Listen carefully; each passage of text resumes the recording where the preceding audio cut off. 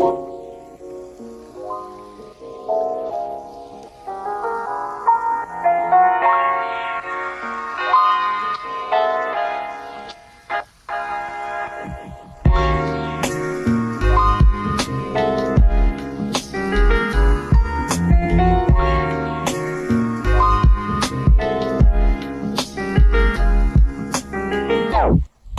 everyone, welcome back to Young and Wiped Up. This is Marcella. And I'm Gabby. And thanks for joining us this week for another episode. Before we get into today's topic, I want to encourage you guys to rate and review the podcast on whatever platform you listen to and you're able to. Spotify, I think, has the option now to actually review instead of just giving your starred rating, which is awesome. And it helps to recommend our podcast to other listeners who are maybe into similar podcasts to ours. And we would love to see that from you guys to help support us and to push the show out there to more people. Awesome. Thank you, Marcella. I also want to plug our Patreon and our Facebook group. Our Facebook group is where you can get all of the announcements for upcoming episodes. We also do a lot of polls. We do a lot of things to help gather ideas for topics. And we also do a regular prayer request thread. And you can also throw any of your homemaking questions, motherhood questions, wife questions into our Facebook group, and our moderator team and a lot of our girls that are regulars on our Facebook group will be happy to help. And I also want to recommend our Patreon if you would like to financially support our podcast. We have so much content for you to enjoy, a huge backlog of 4 seasons worth of bonus episodes and digital downloads and blog posts. There is so much content on there for you to enjoy. And if you would like to get to know us more on an intimate basis, we do have a monthly video chat with our highest tier, our queens. And we love chatting and catching up and praying for each other. And so that is one of the biggest perks that we have. And we also have some merch. If you are interested in supporting us for 3 months, you automatically get a sticker with the sister tier and a mug with the queen tier. So that is it for Patreon. Today, we are going to be talking about what we've been homemaking and just having a good old homemaker chat, things that we've been up to in the kitchen, anything new with laundry or cleaning or anything that we've been up to recently to give you guys a little bit of a catch up, because that is our job. Our main day-to-day job is homemaking, and that entails a lot of things. I feel like it is a full spectrum of things. So I'm trying to think of things that are like new. And one of the big things for me, I can get started, is my husband's grandma, Mary, gave me a hand crank grain mill. And she also gave me 6 1-gallon cans, dry canned of hard white. Is it white hard or hard white? Hard white wheat berries. And I've been getting into different flours and grains recently, and I just don't have the money to invest in a really nice grain mill. One of my girlfriends got a cheaper grain mill that's an attachment for the KitchenAid, and she was like, "Girl, don't get it. It doesn't work that well. It is not worth it.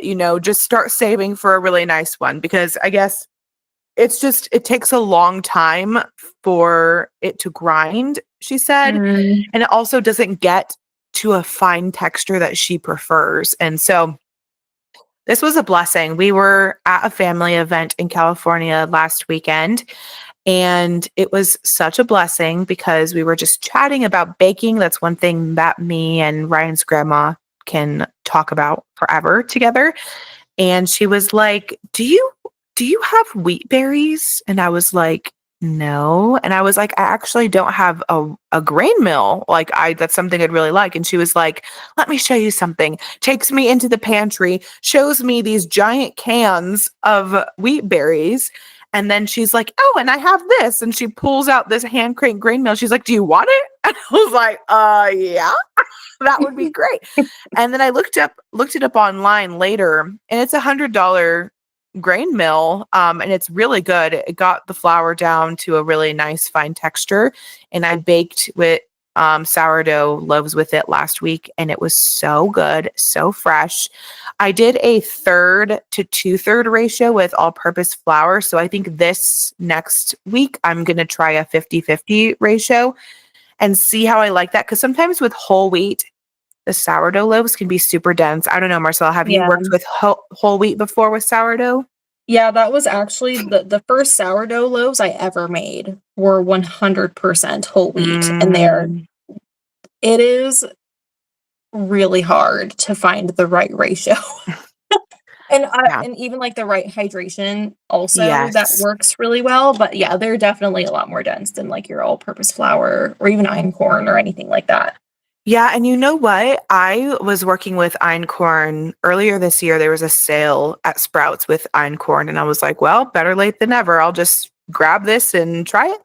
And even that was really dense. And I was like, I Hmm, don't know. So I have figured out that if I do a 1/3 or a 50-50 ratio with all purpose, as long as I have some all purpose, I can still get a nice, soft, pillowy sourdough bread, but it still has like the benefits of having a whole grain in it. mhm. But I just prefer the all purpose sourdough. I don't know. It's just me. Maybe I just like a really soft Yeah. sourdough loaf. Yeah, I think if I ever use whole wheat, like, if I want to use up a lot of whole wheat flour, I'll do graham crackers, Mm, or I think the pizza crust, the sourdough pizza crust, um, the same one that I sent you, the Little Spoon Farm one, I think yeah, that yeah. one uses whole wheat. Oh, I thought it did. I guess I always ignore whatever they say and just use all purpose. I'm like, okay, that's Yeah. nice. Okay, all purpose. Yeah. Yeah, all-purpose works. It just works for everything. It's hard Yeah, to get and away from for it's sure. trusty, and it also, like, if you're cooking and baking for others, like, it's very accessible. Like, it's, like, an easy Right. to please Yes. Yeah. grain. Yeah, yeah. But I do really wanna get into more nutrient dense grains, and I don't know, we're just experimenting, but I did figure out if I do the 1/3 or the 50-50 ratio with whole grains, then I can still sneak it in there. It's still nice and soft, Mm, and but yeah, so I'm experimenting with that right now. I'm experimenting with the freshly milled grains. And then um recently I've been doing I talked about on a bonus episode, I've been doing themed days for each day of the week. That has really helped me to kind of hyper focus on things. mhm, So I talk a lot about it in super length in that bonus episode, but just to give a quick overview, Monday is always meal planning and grocery shopping. Tuesday is a sourdough and ferment day. Wednesday, I do any drinks or any like herbal things, immunity shots, that sort of thing. And then I also do another ferment and sourdough day on Thursday. I figured out if I do Tuesday and Thursday, like Thursday will get me prepped for the weekend, and then Tuesday can kind of help carry before that. And then Friday is like more like my self-care day where I don't have like a giant homemaking focus. Like that's the day that maybe I'll go like on our last episode I talked about like every other month I'll go get a pedicure. So that'll be when I do that, or that'll be and then I have focus days for other things, but those are like the homemaking based things. And then I have my zone cleans and my home blessings, and everything's very scheduled. And recently that's been really working for me to have something that I could focus on. The last couple of weeks, our life has been crazy. We've been traveling so much and hosting back to back. And so I haven't been able to have like the true focus days. Like today is Monday and I didn't go grocery shopping. I'm so tired. So tomorrow I'm going to push that. And then Wednesday will be the sourdough day. And that's fine. Like I can adjust things depending on how crazy a week has been. But I've figured out if I have dedicated days, it really helps me to better plan my meals and also helps me to better plan the extra homemaking stuff like doing ferments, doing sauerkraut, doing like getting my potatoes prepped for fermenting, getting rice prepped and beans prepped for fermenting. And I could just have it on my fermentation station that I have by my window and I can just leave it and it's like ready when I'm ready for it. So that's been another thing that's been kind of new is like experimenting with the dedicated days and having more of like a kitchen rhythm that I can rely on. And I'm trying to do when I have my sourdough days, I'm trying to do at least 2 loaves of bread that day, whether it be sandwich bread or a boule, and then also one extra thing. So like pizza crust or prepping pie crusts for quiche or doing crackers or doing things that we really like to have on hand. And so I try to make sure to have enough starter ready to go. But talk to me about a few things with you before I keep rambling because I could just keep going for a long time. Oh no, you're fine. I don't actually have that much. I think the biggest thing recently that's been my homemaking focus that might it is probably gonna sound kind of like counterintuitive. It's been trying to find the simplest and most efficient ways to literally do anything at home currently. And the reasoning is because we are in a really, really beautiful weather season. Hmm. And I know when summer hits, we are going to be hunkered down because it gets super hot and muggy. And it's like the most difficult season, I think, as far as Hmm. I've been able to tell from the past couple of years that we've lived out here. It is the most difficult season for us to get outside a lot. Even the winter feels easier than the summer, So because you can interesting. always put more clothes on, but you can only take so many clothes off. Word. And we live pretty close proximity to many neighbors, and so I'm just not gonna let my little boys run around with no shirts on all day, Hmm. even though I would love to let them do that.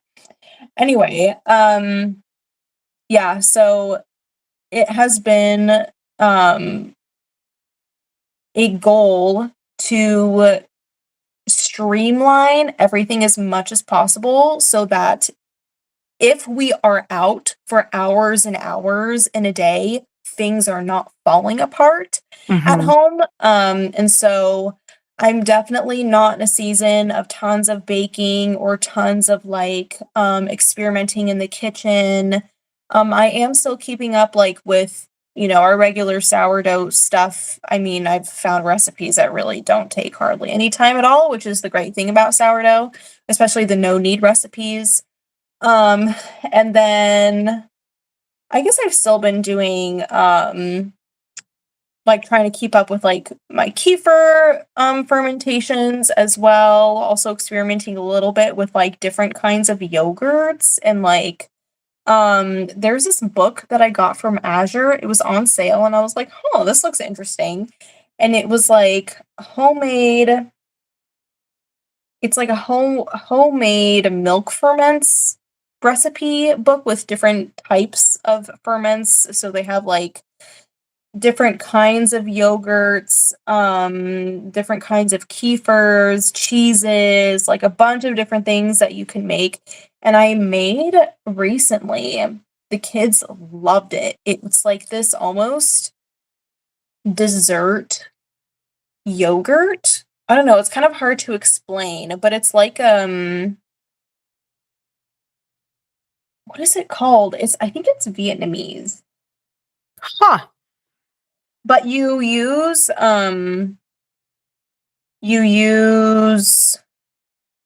I can't do two things at once apparently. Send help. Yeah, send help. Fermented yogurt recipe. Um,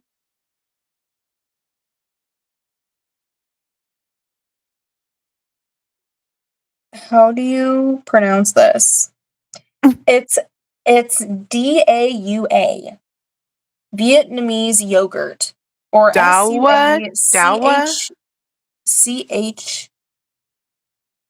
SUA is the first part, and then CHUA is the other part. But then other people are spelling it Sausha? as DA, and then UA. Okay, what I searched was Vietnamese fermented yogurt, and it's like the first thing that pops up. Okay. But the recipe that was in the book, you use like sweetened condensed milk, and then you use like fresh yogurt as like to like inoculate A the milk or starter. whatever. Mhm. Yeah, and then I think okay, this is what happened. You guys, I'm on a rabbit trail right now. Um do you get Perfect Foods boxes still? Yep, but it's Okay. Misfit Market. It's the same company. It's just, Okay. like, different It's still like people. branded on the app as Imperfect Foods. But then the box that they send is Misfit Markets. That's how it is on mine. It's so interesting because my app is Misfit Market, and sometimes I get Imperfect Food boxes, and sometimes I get Misfit Market Okay. boxes. But they're the They're same company. yeah, It's they're just, essentially like, the same where thing. their trucks go in Yeah, yeah, different yeah. regions. Yeah.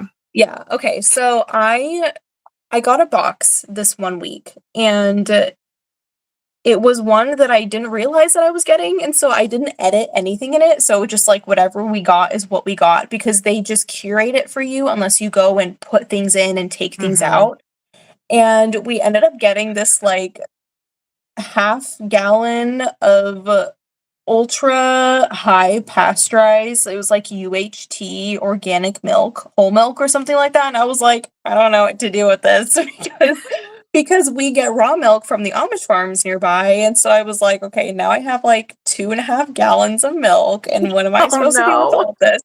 So I ended up, like, on a whim, I was, like, searching through this book, and one of the recipes this recipe in particular, needed UHT milk specifically, and I had, like, Really? this can of organic sweetened condensed milk from Whole Foods, and so I was like, "Okay, let's try this and see how it works," and so I made it, and the kids literally loved it. Like, they haven't been able to stop asking me to make it again because it's, like, this really yummy, like, sweetened yogurt, like, dessert. I don't even know how to explain it anyway. So I've been, like, experimenting with, like, different traditional ways of Mhm. making yogurt from, like, different countries and that sort of thing, which has been, like, really interesting and cool. Um, and then let's see, I'm trying to think besides that, um, oh, we also this was kind of a nightmare situation, but I told the girls on our queen chat last month, we got this new couch because we've been looking for a new couch for a long time. Um, and we've been needing a sectional because our family has just outgrown the like little 3 cushion sofa that we had for the past couple of years. So anyway, there was kind of a debacle. We found this sectional on Facebook Marketplace. There were some issues, and we ended up with a couch with tons of dog hair on it. And so, out of necessity, I have since learned how to move that hair from furniture in the most efficient and productive way possible. And so, that was my life for probably a week, I think, was trying to get that stupid couch. Well, share with us what is the most effective way to Oh my remove goodness. pet hair? Okay. I guess it's kind of specific to the material, but because of the way that the material was, it's almost like um I don't even know how to explain it. It's not Was but it it's like twill or something? No, I mean, maybe a little bit, but it's like a textured fabric. It's like a Like textured canvas? material. More textured than that. Okay. Because, the problem that I was having was that the dog hair was, like, intertwined with the, like, cross hatches of the fabric, so you couldn't, like, even if you tried just doing a vacuum on it, it got off maybe a quarter of what was actually in there. Anyway, so I ended up with this crazy system. My poppy let me use his, like, steam cleaner, and I had this whole thing. I was literally having to use packing tape to get the dog hair off of the fabric. It was it was just insane. So I would take, like, a squeegee like you use for your windows or whatever, and just go over the fabric, and it would kind of gather all the dog hair so that I could just take it all off into a clump, but then there would be more, so then I'd have to go with packing tape or duct tape and go through, like, put it on a little section and rip it off, and then put it on the next little section and rip it off, and it was just, like, terrible. And then it also, like, did not smell great either, so I, like, would sprinkle a ton of baking soda and, like, massage it into the fabric, and then I would set it aside and let it sit for, like, 20 minutes or sometimes even longer than that, and then I would go in and vacuum it up. I would vacuum up all of the baking soda, and the baking soda actually helped a ton with the odor, and then I'd steam it. Really, really, really good. Just each I would have to do each cushion and then also the whole frame of the couch as well, and it was literally crazy. So that was my life for a good week, like a month ago or something like that, maybe a little bit longer, a month and a half ago.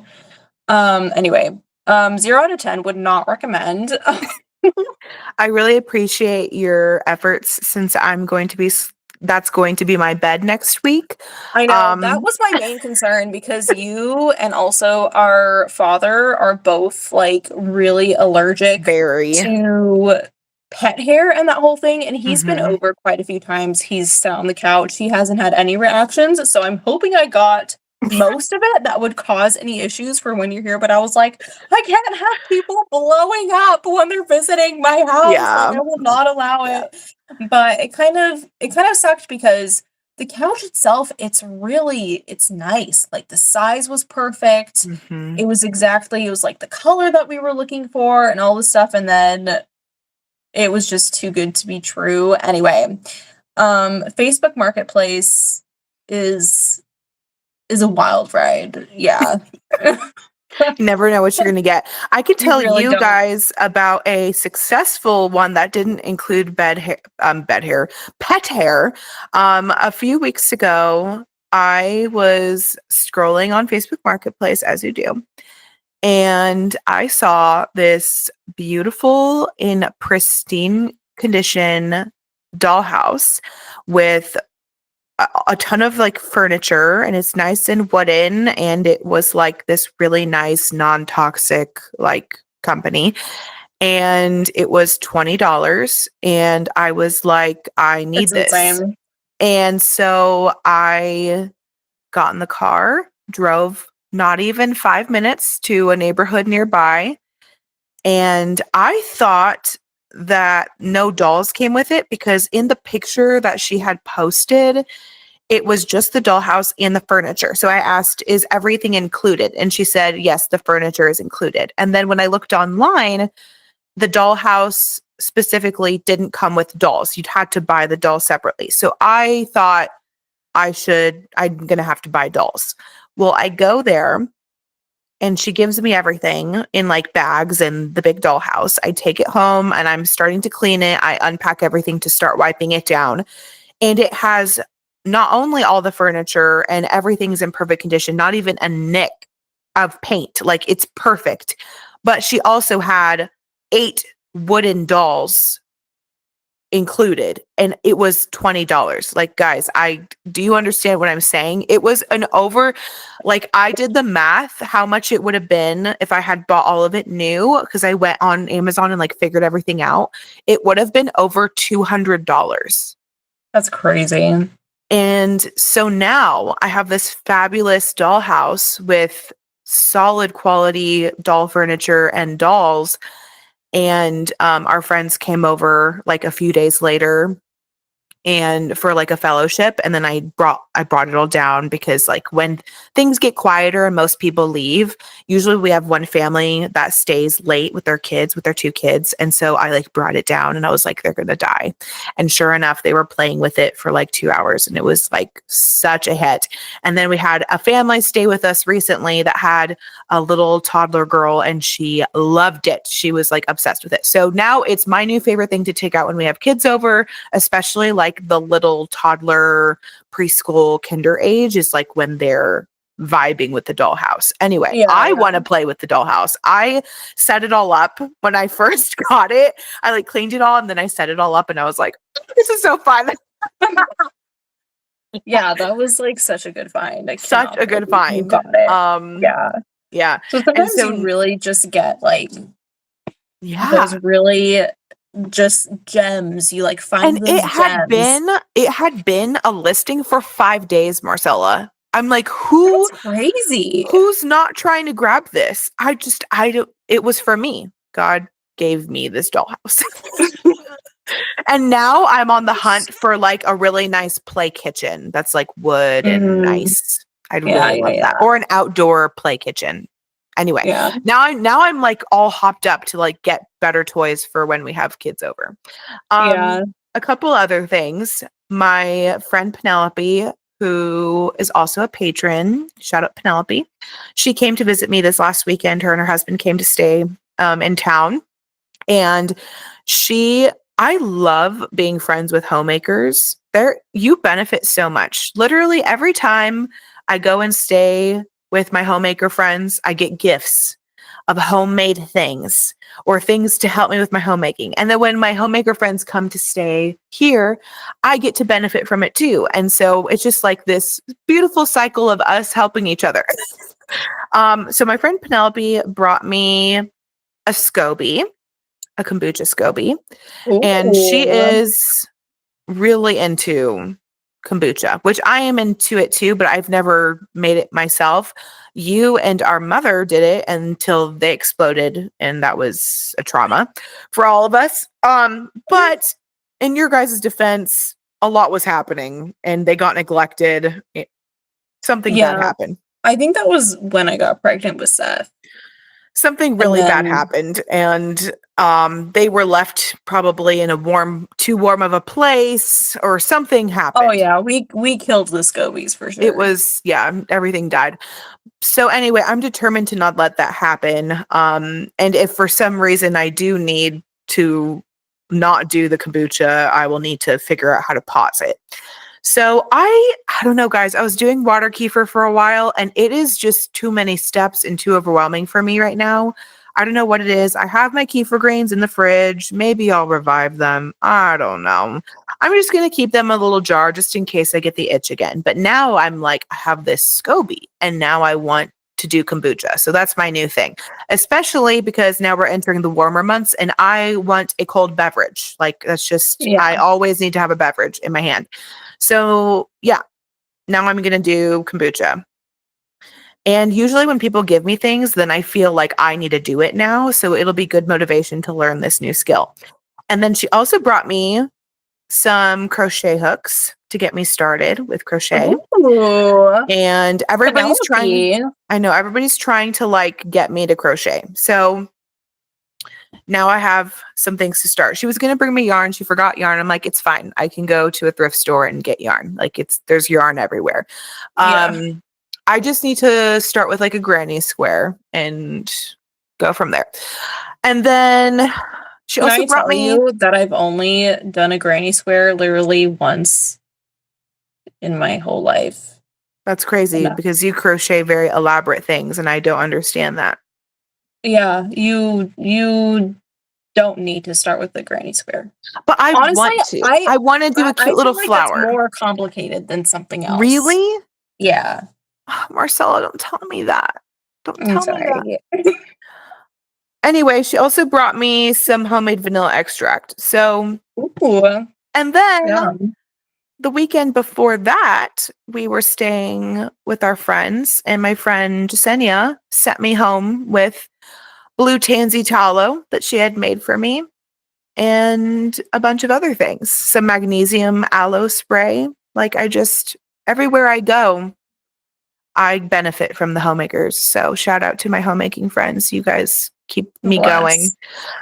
And it also makes me to be like, I cannot come empty handed. So my friend Jasenia and I also had a goat's milk soap swap where she gave me one of her goat's milk soaps that she made, and I gave her one of mine because we both had different, not flavors. What is it called? Like a scent. We had different scents or different kinds. She had a blue tansy one. She's in a blue tansy era right now. We're respecting the era. And then I gave her my honey oat and turmeric bar that I made. I made a ton of them last month. And yeah, I'm just like restocking some things. I did need to restock my goat's milk soap. I am going to I have to render down some tallow soon. I got some suet from Rep Provisions where I get all my meat from. And I'll probably film me rendering the tallow for the homemaking account on Instagram that I have. And then, yeah, that's like basically what I've been up to as far as homemaking goes. Because we've been so busy and crazy and we've been hosting so much, I feel like I've cleaned my house 20 times and it's still not clean because people keep coming over, which is a blessing. Our home is for the people and not opposite. So I need to remind myself that it's like, this is not the time for deep cleaning. This is not the time for me to be purging things. This is the time where we have a lot of friends coming, we have family coming to stay, and we should just have it be a functional home. So some things are being neglected as far as like my zone cleans currently. But soon there will be more of a chill time where I won't have a ton of guests and then I can get back in my zone clean, get the house back under control. So yeah, anything else with you homemaking wise? Um, huh. I guess maybe this could be considered homemaker-ish. I have been really into like estate sale hunting Ooh, for ooh, home stuff. Antique mall hunting, thrift store hunting will always be a thing. Um, but yeah, definitely trying to complete home projects that have gone unfinished for a while. And just like trying, just random things like trying to put more things on the walls and like getting more mhm. plants in here and like, curtains in random places. Like all of like the weird random nooks and crannies of the house that are like, there's something wrong here. Like something needs to go here or this is Yeah, not quite something's done. missing. Yeah, trying to like get that stuff um taken care of while we can and have the energy and funds and that sort of thing, which is like it's fun. Like I love going to estate sales and like going to I love antique shopping where we live because there are so many cool furniture pieces with so much history, and you're not paying $3,000, for every single little thing. And I don't really have to go far. Like we have quite a few really nice places nearby that are just super fun to shop around at. Anyway, that has been that's been pretty fun to do as well. I feel like that's pretty much it. Not a lot of Cool. exciting stuff. Yeah. I mean, it's exciting to me. I love hearing about this yogurt thing you're getting into. Oh This is yeah, really yeah. fascinating. I don't think I've said anywhere on the podcast or on my homemaking Instagram. I think only in our little group chat with some of our friends have known about my recent yogurt trauma. So I recently tried to make yogurt and it did work. Like, it worked. I made yogurt. It was disgusting. You know, I learned something, but also I can't even, I can barely eat yogurt from the store right now. Like, that's how traumatized I am. It's so funny. Okay, so we figured it out because I was like texting Marcella and a couple of our girlfriends, and we're all homemakers and we're all trying to help each other. I was like, guys, why does it taste like something's very bad? Like, this is beyond like sour, Yeah. And we figured out collectively that for my starter, I used week-old yogurt, which, like, to me, I'm like, I'll have week-old yogurt. Like, yogurt just keeps fermenting. Like, it's not going to go bad. There's no mold. It's fine. But because I used older yogurt, and then I also used older milk, it was like 4 or 5 day old milk. It wasn't like freshly opened milk, even though it's like, I'll drink it and I'll put it in things. It's not a big deal. But the act of fermenting with not completely freshly opened yogurt, freshly opened milk, it just made it overly sour and terrible. If I talk about it too much, like, I start to like salivate, like I'm gonna throw up. Like, not the good salivate, like you're like, wow, that sounds so good. It's like when you're about to throw up.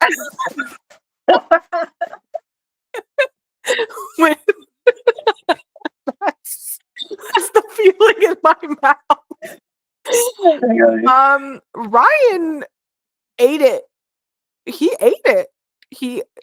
I put some honey. I tried to make his parfaits. I was like, it's not bad. It's not spoiled.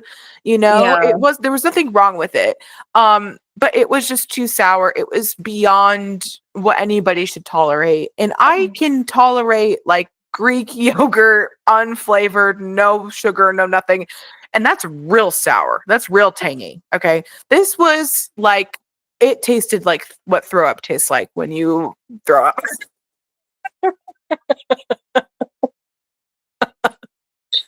So yeah, anyway, I will be taking a break from eating and making anything with milk. Yeah. So I don't know when things will get better.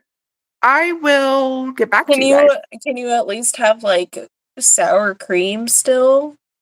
I mean, I'm having the Nancy's. I'm having Nancy's yogurt. It's fine. It's just I have to eat it within the first 2 days of it being opened. Otherwise, like it can resemble what happened to me. Even though I know logically it's not going to taste as bad as my yogurt that I made. Like, it's like the smell of fermented or sour dairy right now is, I can't. So I will not be partaking in the kefir when I come stay with you. I will not be. Yeah. If your guys' milk has been in the fridge for a week, I can't have it. Like, I don't know what it's not good. I'm not doing well. I know logically that everything's fine. It's just that my senses don't know that. Like, my nose and my mouth don't know. And I wish that I could take it all back. And I can't. Okay, guys. Well, that's it for us today. Also, my husband's computer is dying, so I gotta wrap this episode up. So I will talk to you guys next time. Thank you so much for joining us today and hearing about all of the fun homemaking ventures we've been embarking on, including my yogurt trauma. Okay, talk to you guys next time. Goodbye. Bye.